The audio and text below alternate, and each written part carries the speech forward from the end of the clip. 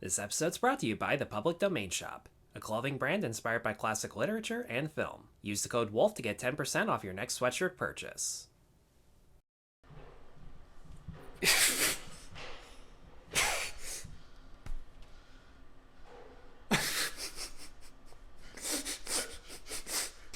So we just watched Bugonia. Tyler's having a moment. When I tell you this has been my most anticipated film in a while, I mean it. I love Yorgos' movies, as Tyler knows. Oh boy, do I. Not gonna lie, Noah's enthusiasm was the main motivator to check this one out, but I've never been a Yorgos Lanthimos fan just because his idea of dry wit and humor was just never my thing. I've always found it over-explained. Like, I instantly get the joke and then they repeat it 3 or 4 times with the dullest voice imaginable, to the point where it makes Charlie Brown sound like he's on like 10 cups of coffee.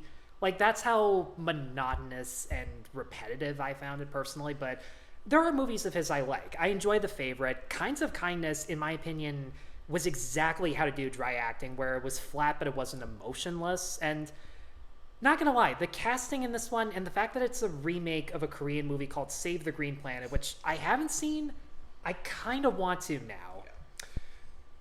But before we get into our thoughts on this movie, we need to talk about the 2 assholes who are sitting right next to us.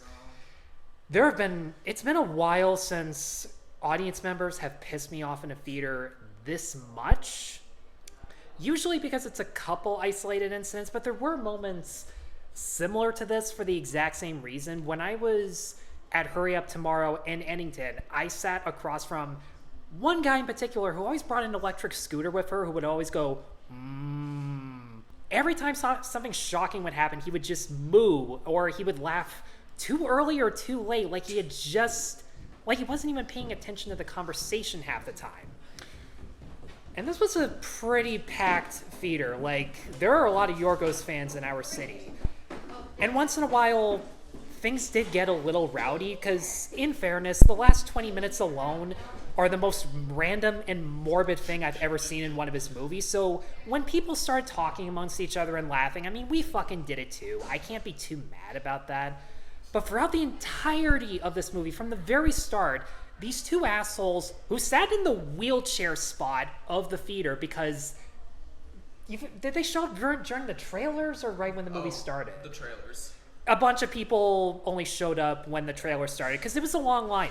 Like, nobody anticipated the huge crowd for this one. But my God, they were having conversations at a normal volume like I'm having right now. And I'm talking lower than I usually do in these videos. So imagine hearing this level of voice every time a character says something, does something fucked up, a car pulls over and they just go, oh, or we see a dead body that we already know is dead and they go, holy shit. Like, we saw the gunshot, we saw the blood splatter on someone's face. You had glasses on, you fucking. What did you think was gonna happen? I may have to censor that, but you know what? Bleeping that out just lets you know how fucking stupid these guys are. I was so close to genuinely snapping and looking over to these guys and just not yelling, but at a very loud volume saying, shut the fuck up or get out. Let's put it this way. There were 2 guys sitting in front of us who were kind of talking amongst themselves, but like they were whispering like this. And they leant over. And they actually bent backwards and said, stop talking. I did twice or 3 times. Did I do it 3 times? 3 times. Okay, wow. Increasing volume. And they saw us. They saw every fucking time someone mouthed off at them because people were genuinely pissed. And no shock, they were the first 2 to leave. No one saw them in the lobby, so they knew they'd get their asses whooped for it. Normally, if I don't enjoy myself in a Yorgos Lanthimos movie, it's his style, but if there was anything I genuinely hated about Bugonia, it was having to sit through that bullshit, because I'm pleasantly surprised to say that this is maybe my 2nd favorite Yorgos movie. Kinds of Kindness made me laugh harder, but at the same time, this had everything I liked about it, with some unpredictable moments that made this just as much a psychological thriller as it was a dark comedy. Bugonia is such a blend of a bunch of his work just all coming together into something so hilarious but tense when it needs to be, dark, just a perfect brooding, like, melancholy. The mood is there. Also, we'll get into the more technical aspects in a bit, but just for a heads up with that, it is a gorgeous movie. It was gorgeous. But anyway, sorry. It's hilarious. It's off-putting. It's tense. It's scary at times. You feel the darkness surrounding the characters. Also, the characters have so much depth and backstory to them, and I love them so, like, oh god. Some of you I might have figured out, and Tyler especially knows, I'm a huge Yorgos fan. From all of his work that I've seen, I have not seen one that I didn't like. I just love his style and everything, and this just kept giving more and more. You could tell from the directing, the dialogue. I don't think he wrote this, but you can tell his influence was there in the delivery. And it just, all in all, it was such a Yorgos film, and it thrived because of it. One thing I can't dispute about Lanthimos, even in the movies I can't stand, like Killing of a Sacred Deer in particular, he is a stylish as hell filmmaker, and there's everything about the shots in this movie are so meticulous. This was filmed, I'm pretty sure, in either 4x3 or 5x3 VistaVision, which is generally a bright and vibrantly colorful type of film, but I swear they, like, brought down the exposure or the saturation on the film grain, or at least it kind of looked like that, where there was a lot of shadow work and murkier colors in regards to the palette, but it does work in the regard that it's visually stunningly framed, but is very gross in terms of color, which is very fitting. The majority of this movie takes place in this decrepit old house. There's so much dim lighting that characters are just constantly shrouded in silhouettes, which fits with the fact that no character in this movie you can 100% trust at all. So the movie definitely reflects that. The musical score on this one was really hit and miss for me. A lot of it is trumpet and horn instruments, and sometimes it does legitimately work. There are times where someone attacks another person or they receive a huge emotional breakdown and the horns are just blaring in our ears, just emphasizing the bombastic emotion the characters are going through. But then there are other times where a character is just riding a bike down the road or walking to a door, and you hear this exact same orchestral music that feels operatic for really no reason. Like, there's a moment where a guy is flipping out in a car, the car is moving, and it's basically Bach music, or on the level of emotion that you expect from Bach, and I'm just sitting there going, dude, this really isn't that big a deal. But it is followed by maybe the most hilarious moment in the movie for me, where the one henchman comes over very, very slowly, is scared to walk up to this guy, which just added to the surrealism, and he's just desperately trying to pat his friend on the back. And there's only one trumpet going on. Like, it brought the emotion down, it brought the subtlety down considerably, and to me, that was the reason it worked. There was emphasis, but there wasn't too much on it. And before I forget, Lanthimos has always been great at symmetrically framing the actors and the composition of them in the shape of a triangle. There are so many times where they're sitting amongst each other at a dinner table or in a hostage situation, or these weird flashbacks / dream sequences. It's honestly 50-50 where some of it happened and some of it he's clearly imagining, because one person floats like a balloon. That's all I'm going to say. And the amount of precision that goes into each shot is just incredible. It's practical. There's barely any CGI in any of this. And maybe it's because we've only been out of the theater for 10 minutes, but I'm still gathering my thoughts on this one. To bring it back to the score, I actually disagree with you on it. For me, I figured you would. Yeah. For me, just back to that scene alone, that was the first time he really snapped. Not like as in at all in his life, but in the film, that was the first time that Emma Stone put that first crack in his window. Yeah. That works weird as terminology. an analogy. Yeah, weird analogy, but it's a weird movie. Fuck it. Yeah, that's true. I love Yorgos so much and his films. It's great. But Also, sidetrack. This is. I'm debating whether this or Poor Things is my first favorite. The other one is my second favorite, and then Kinds of Kindness is my third. Really? Yeah. Huh. Like, I love Kinds of Kindness so much. Like, all of these are incredible. They're just barely edging each other out type thing. I can see that. Yeah. Also, another sidetrack. Look at that. Does look like something out of an Ari Aster painting. Also, relevant. There is a fair amount of bee symbolism in this one. I mean, the term Bugonia has something to do with bees being able to start life from an ox corpse. I think that's a Greek. What? I think that's a Greek mythical concept or something along those lines. Which, of course, it's Greek. Why wouldn't it be? But I will say, for the first 10 to 15 minutes, I was kind of questioning whether or not I was going to enjoy this, because the first 10 minutes, it's establishing a lot about the characters individually before they meet up with each other, and a lot of it is exposition, and especially with how dry the delivery is and how muted the sound audio kind of was. One thing that did piss me off about those two assholes is that the speakers didn't cancel them out nearly enough during those sequences alone. But once Jesse Plemons, his cousin, and Emma Stone are in the room together, it is hilarious and tense as hell. Jesse Plemons may or may not be better in this than he was in Kinds of Kindness. And I mean, the first half hour of Kinds of Kindness is some of his best acting ever, but one thing you can tell right off the bat once he starts interrogating Stone is that whatever you think of his batshit conspiracy theories, he believes every single word of it. You don't know initially whether he's lying to himself or someone lied to him, maybe a little bit of both, but one thing's for sure, he is 100% full in.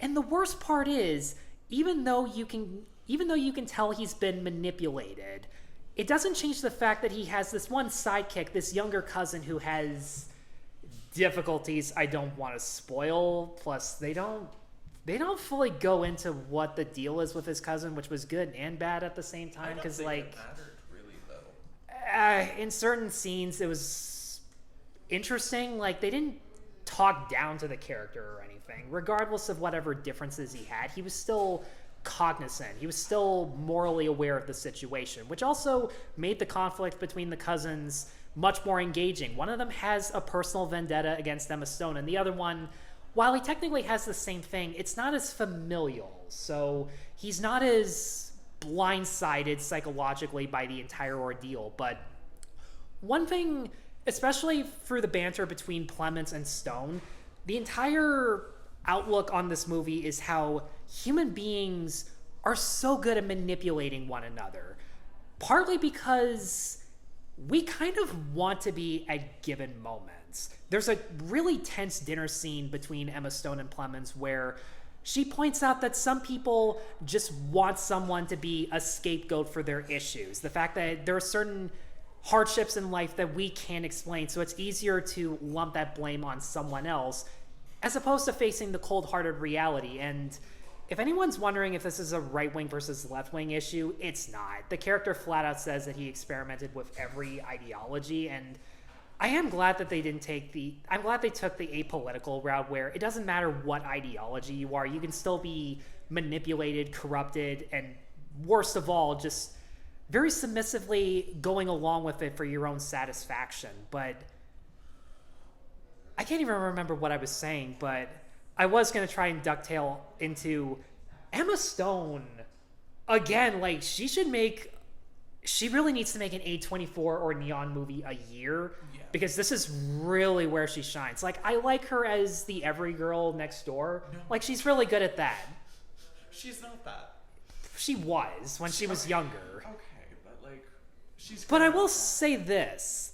She is always the weakling in this situation. She's literally handcuffed. She gets injured quite a bit. But what's impressive and kind of creepy about her is the fact that she's so good at staying calm throughout the entire situation, and whether she's telling the truth or not is very persuasive. Even when she doesn't crack Jesse Plemons, the fact that she is so easily willing to negotiate or refute his claims, it pisses him off that she's just so unbreakable and stoic. And the weird thing is, there are actual parts in the movie where you kind of suspect maybe they are on her for a valid reason, because towards the middle, there was this scene where there was like a flash of light, like a lens flare through the window, when she was trying to... When honestly, she didn't even have a compelling argument for them to let her go. But it was such a distracting visual component, and I'm just sitting there going, is that a warning sign? Are you talking about with Dunn? Yeah. Okay. I think that was portraying his anxiety and the fact that his... because it was only when the camera was on him, I think that was portraying his mental state at that point of it all falling apart, especially with the chemical castration. That is a possibility, and the great thing about this movie is, even though there are solid answers, there are certain scenes where you can interpret it either way. And one thing I did forget to mention about the camera work in this is that there are a lot of shots where it's just one actor in the frame. Even when someone else is talking off screen, whether you get the action of them speaking and then the reaction, even off camera, of someone refuting or submissively going along with their statement, it does add to the tension because your eyes are constantly glued on their facial expressions, wondering, are they going for this? What's going to happen next? The cinematography and camera work and framing in this film is just so perfect. The use of wide shots, especially near the beginning when stuff was more free and open, and then slowly closing slowly closing in, being very claustrophobic as we keep going on, and the desperation sets in, and the intensity of the situation, and all of that sets in. That's when the camera starts to be a lot more close-up. We get close-up expression shots. And it's just so good. And as you said, the symmetry of a lot of the shots, especially with triangles, the use of not only triangles, but also, for me, just general unique places to put the camera to make an interesting thing to look at. Like, watching Emma Stone get tackled, but instead of being, where the action is, being inside the pool room with the window looking out to that bush, not even seeing them run at the camera, but just run in front of the window, then get tackled to the bush right out, I'm jumping around a lot. This movie is just, when I love something so much, my brain does this. And I'm also really tired, but having it so carefully positioned so that you see what you need to see, but also everything's so unique that it keeps your brain going and guessing, and you're not sure what's going to happen next, not even just from the story standpoint, but from the visuals alone. I am glad you mentioned the tracking shots, because I did forget to mention, I call them Kubrick tracking shots because they all look like the tricycle POVs from The Shining. Like, especially in Killing of a Sacred Deer, it had that Overlook Hotel vibe. And even when they're outside, it's so dead center in the middle of the frame, and it's such a vast, empty environment where, honestly, all the characters look like ants in comparison, especially because, given the situation, Jesse Plemons and his cousin as the beekeepers feel small and insignificant, regardless of whether they're right or wrong in this movie. A part of them not only wants to do this out of a sense of moral duty, but out of a sense of gratification that they've accomplished something important in their lives and can be, as Stone says, a credit to the human species. These guys are fucking knobs. Everyone does a phenomenal job with their character, and you really gotta give... So the main core of the movie is, at least for me, was obviously Stone and Plemons, but even the characters who weren't, as focused as them. Of course, Donnie, I don't know the actor's name. Me neither. Yeah. But his performance of someone, I know, at least for me, the character just felt very socially awkward, and someone who hasn't been able to conform to the norm, society's norms. And so, of course, Jesse Plemons, to a degree, took advantage of that. That's what his bathroom is. No, but that's gentle. So. Oh right, I forgot it's Halloween. Or Yes, it is. Halloween. It is. Do you guys remember the ladies, thank you so much. Thank you. Anyways, back to what I was saying. Maybe. Feel free to repeat yourself if you think you have to. There's not really much else I can say. There are some problems I have with this one. I'm always going to take issue with Yorgos in some capacity. The main one being there's a subplot involving a police officer who kind of checks in on Plemons, but in reality is kind of stalking him. And they have a past between each other when they were a lot younger, and they don't 100% delve into it, but the cryptic dialogue in between, wow, would have been something had it not been thrown in at the very last minute, because every other conversation was this immediate source of tension because, oh my god, a police car is showing up, what the fuck do I do? And then it's so anticlimactic with, hey Teddy, how you doing? Hey look, I know it's weird me being your old babysitter checking up on you, but I just want to know how you're doing. And he repeats those exact same sentences over and over and fucking over again. And this guy, I don't know who he is or how good an actor he is, but his performance just did not make it any better. If anything, it made the reveal, if you can call it that, even more random in a bad way, if that makes any sense. It does end with, if it's what we think it is, it does end in what is kind of a satisfying resolution if you really think about it. It was definitely one of the more darkly entertaining moments in the movie. I found him and that whole subplot really interesting. I think his acting fit the gap in terms of the character that was missing from the bunch. Like, just the type of acting, the type of the way of speaking filled that void that was kind of missing. Like, not necessarily missing, but it just added on rather than, like, taking over someone else's archetype in terms of acting. And it fit. I think it's just an extra layer in the backstory and trauma that Plemons' character has. I think the bit of definitely forgiving an abuser, again, it's very not clear what exactly happened. They don't say. There's just the hints. My word, what's the word? Perception? No. When you draw a conclusion from the movie. Assumption? Maybe, I don't know. Sorry, my brain really isn't branding today. It's that kind of movie, man. That's fair. What I thought the movie was trying to say, oh god, what's the fucking word? Doesn't matter. My interpretation! Okay. That's it. Christ. I'm gonna have fun in the editing room with that one. That's fair. I promise I'm not on anything right now. I've had a week. Anyways, my interpretation of the scene and just that character and that dynamic was definitely, he was an abuser to Plemons, and Plemons kind of definitely forgave him in a way. And there was this quick little line after you think Plemons and Donnie are going to get away with having Stone in their basement. And Plemons brings the cop out beekeeping to look at the bees.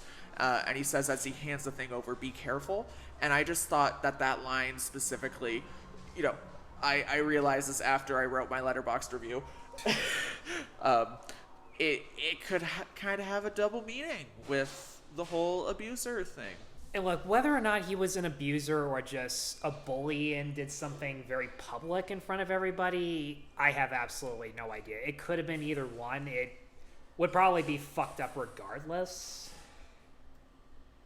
Maybe his acting is just a stylistic thing that I'm never gonna fully get over in regards to Yorgos, but aside from him being a huge waste of space, like I said in the first 20 minutes, it does what I can't stand about Yorgos' comedy, where he spells out the joke way too much. There's especially a running gag with Emma Stone going, if anybody needs to leave at 5:30, feel free. But like, if there's any work that needs to be done, obviously feel free to do it. But just leave at your own leisure. Don't let me be a nuisance. But if you're really devoted for it, go on. Like, they spelled it out way too many times for me to really get invested in it. It's not call it surreal humor or anti-humor, whatever. It's not my cup of tea, but honestly, the fact that I've gotten this accustomed and this appreciative of Yorgos Lanthimos movies is really saying something. Even if you can't stand his films, I would recommend giving this a chance, because whatever problems you have with his style, this, in my opinion, along with Kinds of Kindness, is an example on how to do it right. You know, there are Wes Anderson movies that Anderson fans love and hate for basically the exact same reasons, and I think Yorgos is a filmmaker who has kind of stepped into that same boot, or at least he has now. He's going to take a break for another few years, and according to you, it's a normal tradition of him to just like work, and then take some time off. So, I was looking through his filmography earlier today because I was curious, and there is a trend. If you count for the exception of The Lobster coming out 1 year early, ignore The Lobster coming out in 2015, say it came out in 2016. Then you would have Dogtooth 2009, Attenberg 2010, Alps 2011, then you'd have a 5-year break. Then you'd have The Lobster 2016, if it happened, 2017, Killing of a Sacred Deer, 2018, The Favorite. Then you take another 5-year break, and you have Poor Things 2023, Kinds of Kindness 2024, Bugonia 2025. Presumably, there'll be another 5-year break, if that cycle continues. But besides that one outlier of The Lobster coming out 1 year earlier, it seems to track. But nonetheless, Jesse Plemons and Emma Stone are Oscar-worthy. The cinematography is beautiful. We haven't talked much about how the comedy works in this one, because honestly, the less we say about why a joke works, the better, because even though for me it was chuckle funny, not laugh out loud funny, he had a much more visceral reaction to the jokes in this one. It still really works. It's dark, it's morbid, it's absurdist, especially a closing montage with a song that I gotta look up when I get home that was just so fucking funny, and it reminds me that this has a very eclectic soundtrack full of songs, some of which I know, some of which I gotta look up, but needless to say, it's so catchy, it'll be on my Spotify once I'm done my Halloween spotlight this year. Why did I stumble on that one? Other than this movie fucked with my head quite a bit. And that is exactly why I recommend it to everyone. Josh, I know you legit this time wouldn't have made it regardless, but you got to sit down and see it, man. Assuming one of us doesn't drag it to you, because this is the kind of movie that there'll probably be some background details that we miss now, but when we rewatch it, it may or may not make it better. I really hope it does. Josh, I will find you and I will force you to watch this movie. Thanks as always, guys, for watching throughout this entire video. I have no idea how you did. Neither of us really do, but thank you for joining me on this one. I know you're a diehard fan of him, and giving him a second chance at filmmaking, I can definitely see why. Let us know in the comments below what you think of anything, really, at this point. The fact that you're thinking... Oh, sorry, you have last-minute thought? The Letterboxd. What about Letterboxd? Oh, right. Before we forget... I wrote my Letterboxd review actually down here where we are recording this. And when I went to click save, this popped up. And I died laughing. It just select any scores that may contain aliens. And then it's all one picture of Emma Stone. And then there's a check that says, I'm not an alien. And you can verify. And it's by the headquarters of the human resistance. Thank you, Letterboxd, for that hilarious in-joke. Thank you to Princess for technically not giving us permission to film down here. But you know what? It's a public art gallery, so fuck it. We don't really care. Let us know in the comments below what you think of Bugonia or Yorgos Lanthimos in particular. See, that's how much this movie fried our brains. That's how much it wants to infiltrate our brains. It's the bees! It's the bees. It's the bees, man! Why wasn't Nicolas Cage in this movie? Oh, that would have been cool. That would have been awesome, even if it were just for 5 seconds. Even if he was the cop. God, if Nicolas Cage were the cop, it'd be a much better movie. Right? Stay tuned for more reviews. Check us out on Patreon and Buy Me a Coffee. And be sure to like and subscribe. Take care. Bye! Yeah, hey, try again. Bye! Don't let the bees get you. That's it. Don't let the bees get you! Not the bees! That's it. Review's over. Fuck off.